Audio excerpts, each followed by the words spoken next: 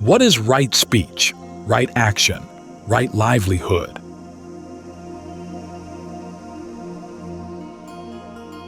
The next three path factors, right speech, right action, and right livelihood, may be treated together, as collectively they make up the first of the three divisions of the path, the division of moral discipline, Silakkhandha. Though the principles laid down in this section restrain immoral actions and promote good conduct, their ultimate purpose is not so much ethical as spiritual. They are not prescribed merely as guides to action, but primarily as aids to mental purification. As a necessary measure for human well-being, ethics has its own justification in the Buddha's teaching, and its importance cannot be underrated. But in the special context of the Noble Eightfold Path, ethical principles are subordinate to the path's governing goal, final deliverance from suffering. Thus, for the moral training to become a proper part of the path, it has to be taken up under the tutelage of the first two factors, right view and right intention, and to lead beyond to the trainings in concentration and wisdom. Though the training in moral discipline is listed first among the three groups of practices, it should not be regarded lightly. It is the foundation for the entire path, essential for the success of the other trainings. The Buddha himself frequently urged his disciples to adhere to the rules of discipline, seeing danger in the slightest fault. One time, when a monk approached the Buddha and asked for the training in brief, the Buddha told him, "First establish yourself in the starting point of wholesome states, that is, in purified moral discipline and in right view. Then, when your moral discipline is purified and your view straight, you should practice the four foundations of mindfulness." SN 47:3. The Pali word we have been translating as moral discipline, sila, appears in the text with several overlapping meanings all connected with right conduct. In some contexts, it means action conforming to moral principles, in others the principles themselves, in still others the virtuous qualities of character that result from the observance of moral principles. Sila, in the sense of precepts or principles, represents the formalistic side of the ethical training, sila as virtue, the animating spirit, and sila as right conduct, the expression of virtue in real-life situations. Often sila is formally defined as abstinence from unwholesome bodily and verbal action. This definition, with its stress on outer action, appears superficial. Other explanations, however, make up for the deficiency and reveal that there is more to sila than is evident at first glance. The Abhidhamma, for example, equates sila with the mental factors of abstinence, viratiyo, right speech, right action, and right livelihood, an equation which makes it clear that what is really being cultivated through the observance of moral precepts is the mind. Thus, while the training in sila brings the public benefit of inhibiting socially detrimental actions, it entails the personal benefit of mental purification, preventing the defilements from dictating to us what lines of conduct we should follow. The English word morality and its derivatives suggest a sense of obligation and constraint quite foreign to the Buddhist conception of sila. This connotation probably enters from the theistic background to Western ethics. Buddhism, with its non-theistic framework, grounds its ethics not on the notion of obedience but on that of harmony. In fact, the commentaries explain the word sila by another word, samadhana, meaning harmony or coordination. The observance of sila leads to harmony at several levels: social, psychological, kamic, and contemplative. At the social level, the principles of sila help to establish harmonious interpersonal relations, welding the mass of differently constituted members of society with their own private interests and goals into a cohesive social order in which conflict, if not utterly eliminated, is at least reduced. At the psychological level, Sila brings harmony to the mind, protection from the inner split caused by guilt and remorse over moral transgressions.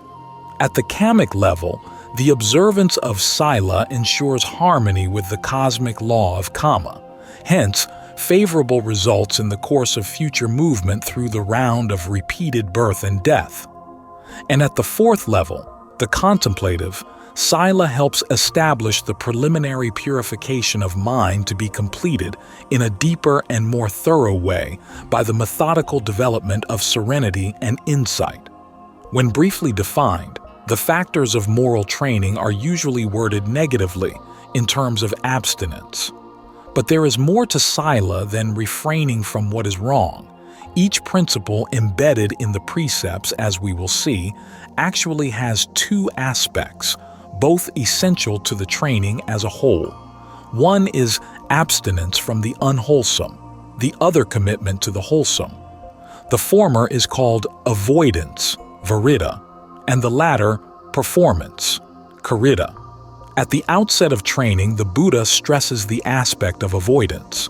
He does so not because abstinence from the unwholesome is sufficient in itself, but to establish the steps of practice in proper sequence. The steps are set out in their natural order, more logical than temporal, in the famous dictum of the Dhammapada. To abstain from all evil, to cultivate the good, and to purify one's mind, this is the teaching of the Buddhas, v. 183. The other two steps, cultivating the good and purifying the mind, also receive their due, but to ensure their success, a resolve to avoid the unwholesome is a necessity. Without such a resolve, the attempt to develop wholesome qualities is bound to issue in a warped and stunted pattern of growth. The training in moral discipline governs the two principal channels of outer action, speech and body, as well as another area of vital concern, one's way of earning a living. Thus, the training contains three factors: right speech, right action, and right livelihood. These we will now examine individually, following the order in which they are set forth in the usual exposition of the path.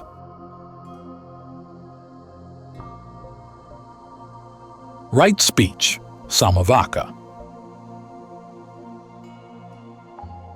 The Buddha divides right speech into four components: abstaining from false speech, abstaining from slanderous speech, abstaining from harsh speech, and abstaining from idle chatter.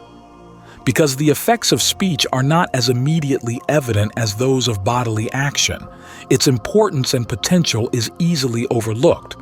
But a little reflection will show that speech and its offshoot, the written word, can have enormous consequences for good or for harm. In fact, whereas for beings such as animals who live at the pre-verbal level, physical action is of dominant concern, for humans immersed in verbal communication, speech gains the ascendancy. Speech can break lives, create enemies, and start wars, or it can give wisdom, heal divisions, and create peace. This has always been so, yet in the modern age the positive and negative potentials of speech have been vastly multiplied by the tremendous increase in the means, speed, and range of communications. The capacity for verbal expression, oral and written, has often been regarded as the distinguishing mark of the human species. From this, we can appreciate the need to make this capacity the means to human excellence rather than, as too often has been the case, the sign of human degradation. 1. Abstaining from false speech, musavada veramani. Herein someone avoids false speech and abstains from it. He speaks the truth, is devoted to truth, reliable, worthy of confidence, not a deceiver of people. Being at a meeting or amongst people, or in the midst of his relatives, or in a society, or in the king's court, and called upon and asked as witness to tell what he knows, he answers, if he knows nothing, I know nothing, and if he knows, he answers, I know. If he has seen nothing, he answers, I have seen nothing, and if he has seen, he answers, I have seen. Thus he never knowingly speaks a lie, either for the sake of his own advantage, or for the sake of another person's advantage, or for the sake of any advantage whatsoever. This statement of the Buddha discloses both the negative and the positive sides to the precept. The negative side is abstaining from lying, the positive side speaking the truth. The determinative factor behind the transgression is the intention to deceive. If one speaks something false believing it to be true, there is no breach of the precept as the intention to deceive is absent. Though the deceptive intention is common to all cases of false speech, lies can appear in different guises depending on the motivating root, whether greed, hatred, or delusion. Greed as the chief motive results in the lie aimed at gaining some personal advantage for oneself or for those close to oneself, material wealth, position, respect, or admiration. With hatred as the motive, false speech takes the form of the malicious lie, the lie intended to hurt and damage others. When delusion is the principal motive, the result is a less pernicious type of falsehood, the irrational lie, the compulsive lie, the interesting exaggeration, lying for the sake of a joke. The Buddha's stricture against lying rests upon several reasons. For one thing, lying is disruptive to social cohesion.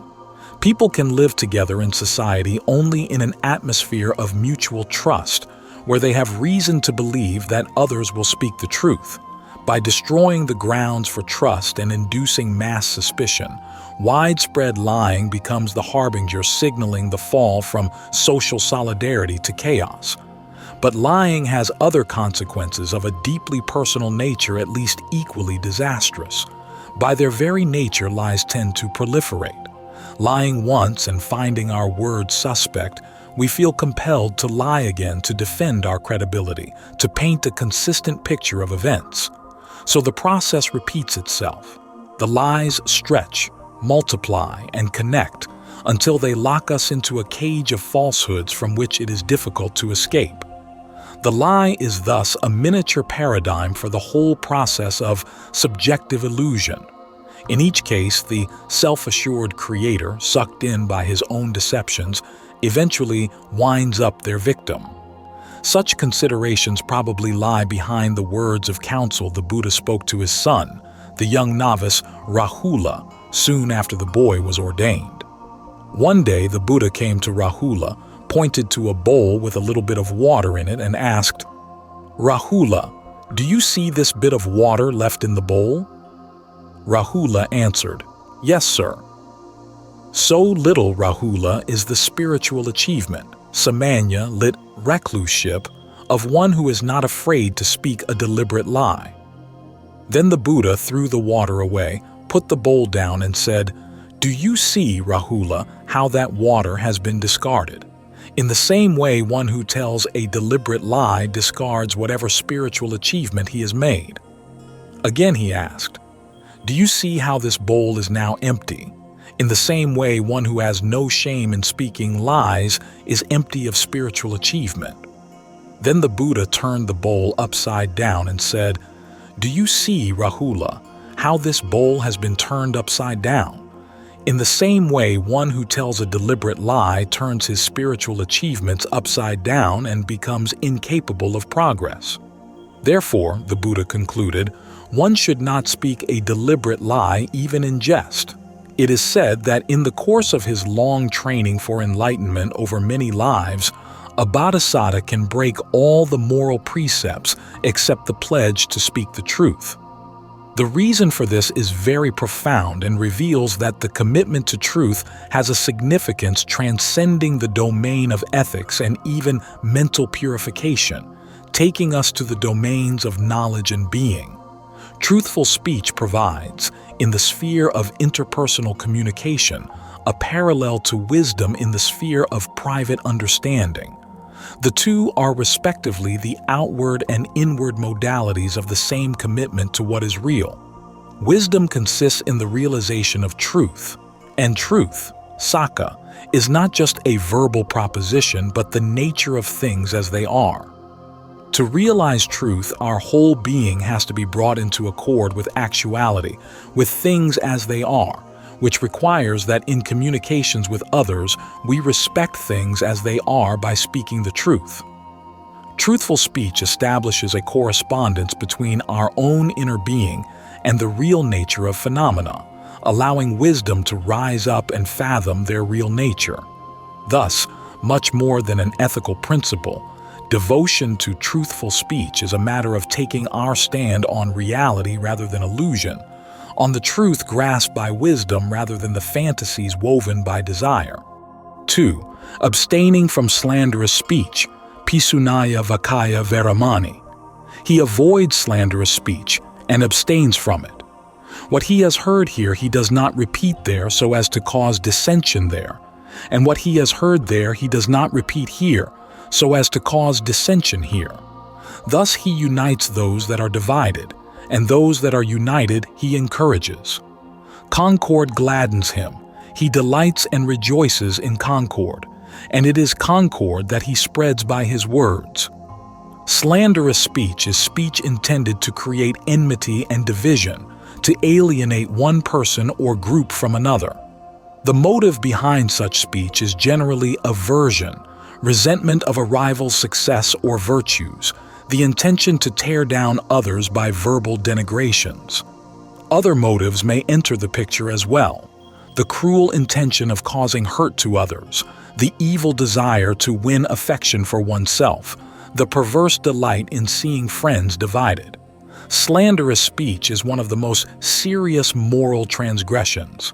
The root of hate makes the unwholesome karma already heavy enough, but since the action usually occurs after deliberation, the negative force becomes even stronger because premeditation adds to its gravity. When the slanderous statement is false, the two wrongs of falsehood and slander combine to produce an extremely powerful, unwholesome karma. The canonical text records several cases in which the calumny of an innocent party led to an immediate rebirth in the plane of misery. The opposite of slander, as the Buddha indicates, is speech that promotes friendship and harmony. Such speech originates from a mind of loving kindness and sympathy. It wins the trust and affection of others who feel they can confide in one without fear that their disclosures will be used against them. Beyond the obvious benefits that such speech brings in this present life, it is said that abstaining from slander has, as its kamic result, the gain of a retinue of friends who can never be turned against one by the slanderous words of others. 3. Abstaining from harsh speech, pharisaya vakaya veramani. He avoids harsh language and abstains from it. He speaks such words as are gentle, soothing to the ear, loving such words as go to the heart, and are courteous, friendly, and agreeable to many. Harsh speech is speech uttered in anger, intended to cause the hearer pain. Such speech can assume different forms, of which we might mention 3. One is abusive speech, scolding, reviling, or reproving another angrily with bitter words. A second is insult, hurting another by ascribing to him some offensive quality which detracts from his dignity. A third is sarcasm, speaking to someone in a way which ostensibly lauds him, but with such a tone or twist of phrasing that the ironic intent becomes clear and causes pain. The main root of harsh speech is aversion, assuming the form of anger. Since the defilement in this case tends to work impulsively, without deliberation, the transgression is less serious than slander, and the kamic consequence generally less severe. Still, harsh speech is an unwholesome action with disagreeable results for oneself and others, both now and in the future, so it has to be restrained. The ideal antidote is patience, learning to tolerate blame and criticism from others, to sympathize with their shortcomings, to respect differences in viewpoint, to endure abuse without feeling compelled to retaliate. The Buddha calls for patience even under the most trying conditions. Even if monks, Robbers and murderers saw through your limbs and joints. Whosoever should give way to anger thereat would not be following my advice. For thus ought you to train yourselves. Undisturbed shall our mind remain, with heart full of love, and free from any hidden malice. And that person shall we penetrate with loving thoughts, wide, deep, boundless, freed from anger and hatred. 4. Abstaining from idle chatter, samphapalapa veramani. He avoids idle chatter and abstains from it. He speaks at the right time in accordance with facts, speaks what is useful, speaks of the Dhamma and the discipline. His speech is like a treasure, uttered at the right moment, accompanied by reason, moderate and full of sense. Idle chatter is pointless talk, speech that lacks purpose or depth. Such speech communicates nothing of value, but only stirs up the defilements in one's own mind and in others. The Buddha advises that idle talk should be curbed and speech restricted as much as possible to matters of genuine importance. In the case of a monk, the typical subject of the passage just quoted, his words should be selective and concern primarily with the Dhamma. Laypersons will have more need for affectionate small talk with friends and family, polite conversation with acquaintances, and talk in connection with their line of work. But even then, they should be mindful not to let the conversation stray into pastures where the restless mind, always eager for something sweet or spicy to feed on, might find the chance to indulge its defiling propensities. The traditional exegesis of abstaining from idle chatter refers only to avoiding engagement in such talk oneself. But today, it might be of value to give this factor a different slant, made imperative by certain developments peculiar to our own time, unknown in the days of the Buddha and the ancient commentators. This is avoiding exposure to the idle chatter constantly bombarding us through the new media of communication created by modern technology. An incredible array of devices, television, radio, newspapers, pulp journals, the cinema, turns out a continuous stream of needless information and distracting entertainment, the net effect of which is to leave the mind passive, vacant, and sterile. All these developments, naively accepted as progress, threaten to blunt our aesthetic and spiritual sensitivities and deafen us to the higher call of the contemplative life. Serious aspirants on the path to liberation have to be extremely discerning in what they allow themselves to be exposed to. They would greatly serve their aspirations by including these sources of amusement and needless information in the category of idle chatter and making an effort to avoid them.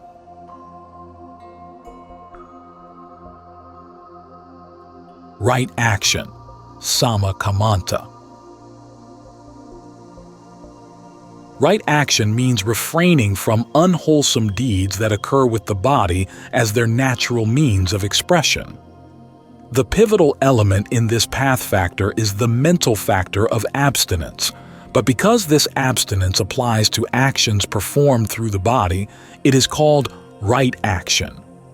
The Buddha mentions three components of right action: abstaining from taking life, abstaining from taking what is not given, and abstaining from sexual misconduct. These we will briefly discuss in order. 1. Abstaining from the taking of life, panatipata veramani. Herein someone avoids the taking of life and abstains from it. Without stick or sword, conscientious, full of sympathy, he is desirous of the welfare of all sentient beings. Abstaining from taking life has a wider application than simply refraining from killing other human beings. The precept enjoins abstaining from killing any sentient being. A sentient being, pani, sada, is a living being endowed with mind or consciousness. For practical purposes, this means human beings, animals, and insects. Plants are not considered to be sentient beings. Though they exhibit some degree of sensitivity, they lack full-fledged consciousness, the defining attribute of a sentient being. The Taking of life that is to be avoided is intentional killing, the deliberate destruction of life of a being endowed with consciousness. The principle is grounded in the consideration that all beings love life and fear death, that all seek happiness and are averse to pain. The essential determinant of transgression is the volition to kill, issuing in an action that deprives a being of life. Suicide is also generally regarded as a violation, but not accidental killing, as the intention to destroy life is absent. The abstinence may be taken to apply to two kinds of action, the primary and the secondary. The primary is the actual destruction of life. The secondary is deliberately harming or torturing another being without killing it. While the Buddha's statement on non-injury is quite simple and straightforward, later commentaries give a detailed analysis of the principle. A treatise from Thailand, written by an erudite Thai patriarch, collates a mass of earlier material into an especially thorough treatment, which we shall briefly summarize here. 29. The treatise points out that the taking of life may have varying degrees of moral weight entailing different consequences. The three primary variables governing moral weight are the object, the motive, and the effort. With regard to the object, there is a difference in seriousness between killing a human being and killing an animal, the former being kamically heavier, since man has a more highly developed moral sense and greater spiritual potential than animals. Among human beings, the degree of kamic weight depends on the qualities of the person killed and his relation to the killer.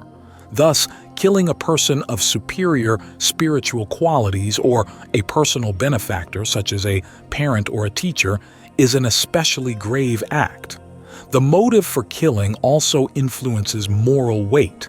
Acts of killing can be driven by greed, hatred, or delusion. Of the three, killing motivated by hatred is the most serious, and the weight increases to the degree that the killing is premeditated. The force of effort involved also contributes, the unwholesome kama being proportional to the force and the strength of the defilements. The positive counterpart to abstaining from taking life, as the Buddha indicates, is the development of kindness and compassion for other beings. The disciple not only avoids destroying life, he dwells with a heart full of sympathy, desiring the welfare of all beings. The commitment to non-injury and concern for the welfare of others represent the practical application of the second path factor, right intention, in the form of goodwill and harmlessness. 2. Abstaining from taking what is not given, adina dana veramani. He avoids taking what is not given and abstains from it. What another person possesses of goods and chattel in the village or in the wood, that he does not take away with thievish intent. Taking what is not given means appropriating the rightful belongings of others with thievish intent. If one takes something that has no owner, such as unclaimed stones, wood, or even gems extracted from the earth, the act does not count as a violation even though these objects have not been given, but also implied as a transgression, though not expressly stated, is withholding from others what should rightfully be given to them. Commentaries mention a number of ways in which taking what is not given can be committed. Some of the most common may be enumerated. 1. Stealing. Taking the belongings of others secretly, as in housebreaking, pickpocketing, etc. 2. Robbery. Taking what belongs to others openly by force or threats. 3. Snatching. Suddenly pulling away another's possession before he has time to resist. 4. Fraudulence. Gaining possession of another's belongings by falsely claiming them as one's own. 5. Deceitfulness. Using false weights and measures to cheat customers. The degree of moral weight that attaches to the action is determined by three factors: the value of the object taken, the qualities of the victim of the theft, and the subjective state of the thief. Regarding the first, moral weight is directly proportional to the value of the object. Regarding the second, the weight varies according to the moral qualities of the deprived individual. Regarding the third, acts of theft may be motivated either by greed or hatred. While greed is the most common cause, hatred may also be responsible, as when one person deprives another of his belongings, not so much because he wants them for himself as because he wants to harm the latter. Between the two, acts motivated by hatred are chemically heavier than acts motivated by sheer greed. The positive counterpart to abstaining from stealing is honesty, which implies respect for the belongings of others and for their right to use their belongings as they wish. Another related virtue is contentment, being satisfied with what one has without being inclined to increase one's wealth by unscrupulous means. The most eminent opposite virtue is generosity, giving away one's own wealth and possessions in order to benefit others. 3. Abstaining from sexual misconduct. Kamesu michakara veramani. He avoids sexual misconduct and abstains from it. He has no intercourse with such persons as are still under the protection of father, mother, brother, sister, or relatives, nor with married women, nor with female convicts, nor lastly, with betrothed girls. The guiding purposes of this precept, from the ethical standpoint, are to protect marital relations from outside disruption and to promote trust and fidelity within the marital union. From the spiritual standpoint, it helps curb the expansive tendency of sexual desire, and thus is a step in the direction of renunciation, which reaches its consummation in the observance of celibacy, brahmacharya, binding on monks and nuns. But for lay people, the precept enjoins abstaining from sexual relations with an illicit partner. The primary transgression is entering into full sexual union, but all other sexual involvements of a less complete kind may be considered secondary infringements. The main question raised by the precept concerns who is to count as an illicit partner. The Buddha's statement defines the illicit partner from the perspective of the man, but later treatises elaborate the matter for both sexes. For a man, 3 kinds of women are considered illicit partners. 1. A woman who is married to another man. This includes, besides a woman already married to a man, a woman who is not his legal wife but is generally recognized as his consort, who lives with him, or is kept by him, or is in some way acknowledged as his partner. All these women are illicit partners for men other than their own husbands. This class would also include a woman engaged to another man. But a widow or divorced woman is not out of bounds, provided she is not excluded for other reasons. 2. A woman still under protection. This is a girl or woman who is under the protection of her mother, father, relatives, or others rightfully entitled to be her guardians. This provision rules out elopements or secret marriages contrary to the wishes of the protecting party. 3. A woman prohibited by convention. This includes close female relatives forbidden as partners by social tradition, nuns and other women under a vow of celibacy, and those prohibited as partners by the law of the land. From the standpoint of a woman, 2 kinds of men are considered illicit partners. 1. For a married woman, any man other than her husband is out of bounds. Thus, a married woman violates the precept if she breaks her vow of fidelity to her husband, but a widow or divorcee is free to remarry. 2. For any woman, any man forbidden by convention, such as close relatives and those under a vow of celibacy, is an illicit partner. Besides these, any case of forced, violent, or coercive sexual union constitutes a transgression. But in such a case, the violation falls only on the offender, not on the one compelled to submit. The positive virtue corresponding to the abstinence is, for lay people, marital fidelity. Husband and wife should each be faithful and devoted to the other, content with the relationship, and should not risk a breakup to the union by seeking outside partners. The principle does not, however, confine sexual relations to the marital union. It is flexible enough to allow for variations depending on social convention. The essential purpose, as was said, is to prevent sexual relations which are hurtful to others. When mature independent people, though unmarried, enter into a sexual relationship through free consent, so long as no other person is intentionally harmed, no breach of the training factor is involved. Ordained monks and nuns, including men and women who have undertaken the 8 or 10 precepts, are obliged to observe celibacy. They must abstain not only from sexual misconduct, but from all sexual involvements, at least during the period of their vows. The holy life at its highest aims at complete purity in thought, word, and deed, and this requires turning back the tide of sexual desire. Right livelihood, sama ajiva. Right livelihood is concerned with ensuring that one earns one's living in a righteous way. For a lay disciple, the Buddha teaches that wealth should be gained in accordance with certain standards. One should acquire it only by legal means, not illegally. One should acquire it peacefully, without coercion or violence. One should acquire it honestly, not by trickery or deceit.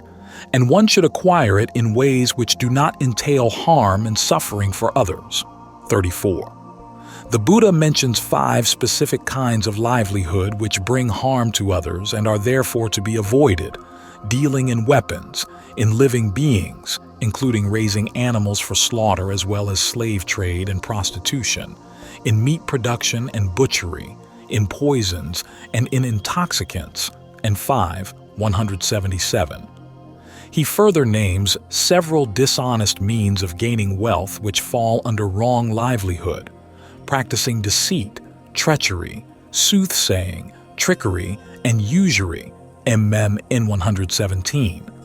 Obviously, any occupation that requires violation of right speech and right action is a wrong form of livelihood, but other occupations, such as selling weapons or intoxicants, may not violate those factors and yet be wrong because of their consequences for others. The Thai treatise discusses the positive aspects of right livelihood under the 3 convenient headings of rightness regarding actions, rightness regarding persons, and rightness regarding objects. 35. Rightness regarding actions means that workers should fulfill their duties diligently and conscientiously, not idling away time, claiming to have worked longer hours than they did, or pocketing the company's goods. Rightness regarding persons means that due respect and consideration should be shown to employers, employees, colleagues, and customers. An employer, for example, should assign his workers chores according to their ability, pay them adequately, promote them when they deserve a promotion, and give them occasional vacations and bonuses. Colleagues should try to cooperate rather than compete, while merchants should be equitable in their dealings with customers. Rightness regarding objects means that in business transactions and sales, the articles to be sold should be presented truthfully. There should be no deceptive advertising, misrepresentations of quality or quantity, or dishonest maneuvers.